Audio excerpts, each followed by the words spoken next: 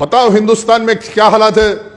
आप इतने साल बाबरी मस्जिद की पैरवी करके फेल हो गए, हिंदुस्तान में इतने फसादात हुए, आप कुछ नहीं कर सके। मॉब लिंचिंग हुआ, आप कुछ नहीं कर सके। ट्रेनों में गोलियां मार दिए, आप कुछ नहीं कर सके।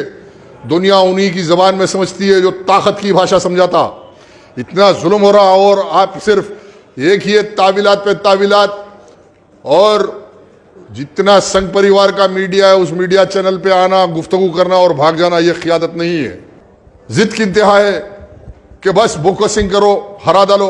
अरे बोकसिंग करके जीतने के बाद में भी आज दारुस्सलाम में वो खुशी नहीं है 7 MLA जीतने के बाद, जितनी आज एक 45,000 लेके तहरीक के हर कारकुन को यह एहसास है कि कौम हमारे साथ है।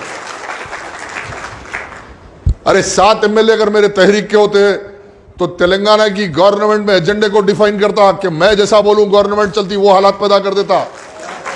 अगर आप ये तस्वुर में हैं तो अभी भी उस तस्वुर के बाहर मुसलमानों को निकलना चाहिए, और ये अब ये फलसफे के बाहर निकल के मुसलमानों को काम करना है कि ये MBT MIM के फलसफे से बाहर निकलकर, अब जब पानी गंदा होता तो पानी बदलने का टाइम आ जाता, जब तवे पे रोटी जलने लगी तो रोटी पलटाने का टाइम आता। अब रोटी पलटाने का टाइम है।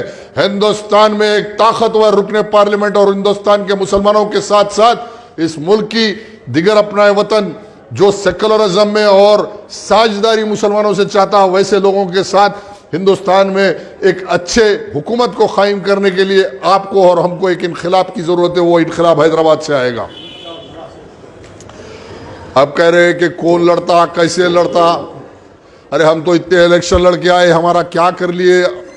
पार्लियामेंट इलेक्शन है, इंशाअल्लाह ताला अल्लाह से दुआ है कि अल्लाह लाज रखने वाला है। हम कोई दावे नहीं कर रहे कि दौलत की बुनियाद पे दौलत की अंबार है, हम इलेक्शन लड़ेंगे, पैसे बांटेंगे।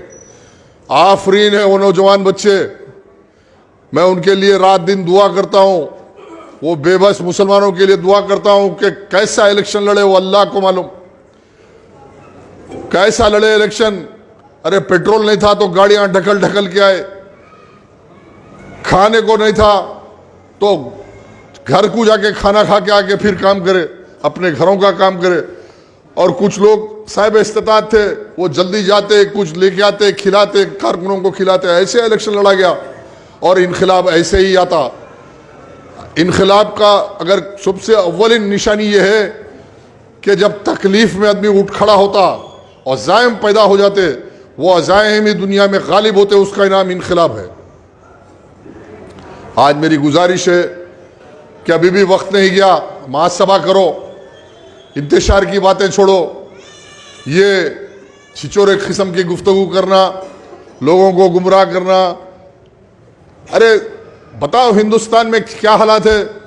आप इतने साल बाबरी मस्जिद की पैरवी करके फेल हो गए, हिंदुस्तान में इतने फसादात हुए, आप कुछ नहीं कर सके।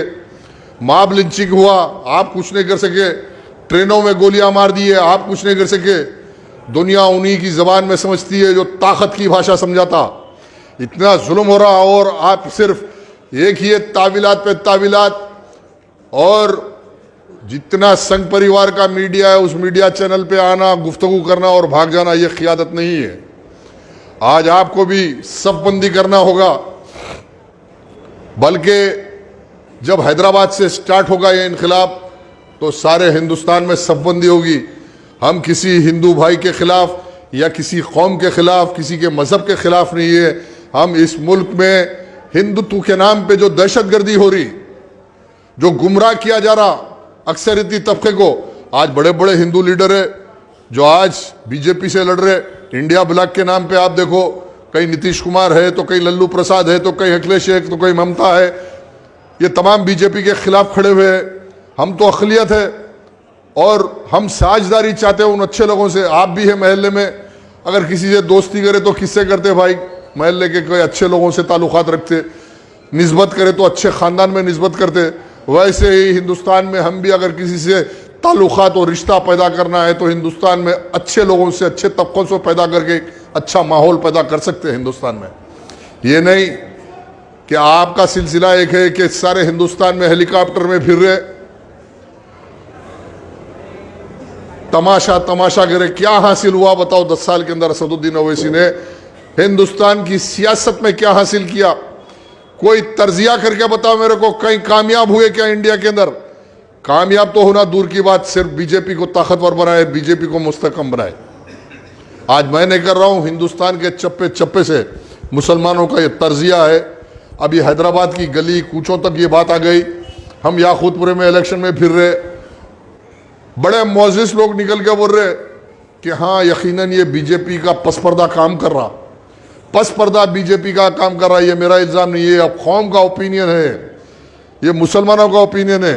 ठीक है, ये हल्के याकूतपुरे में लोगों का एक जहन बन गया कि चलो भाई एक नौजवान बच्चा ठहरा, बहुत अच्छा काम कर रहा, गरीब व मजलूमों का काम कर रहा, रात के 2-2 बजे तक काम कर रहा, कोविड में काम किया और शुरू से उसकी एक मिजाज है खिदमत करना, कोई मजलूम आया तो उसका काम करना।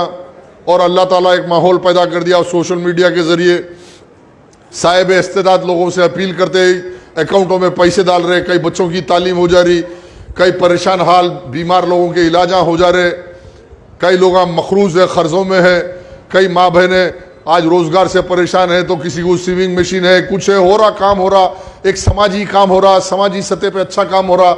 एक जहन बन गया मुसलमानों का कि भाई ये आदमी आएगा तो बल्दिया का कारपोरेटर के हैसियत से काम किया, ये समाजी काम करेगा, गलियों में रात दिन अपने वालिद की तरह, अमानुल्लाह खां की तरह काम करेगा। लेकिन जिद की इंतहा है, जिद की इंतहा है कि बस बोकसिंग करो, हरा डालो।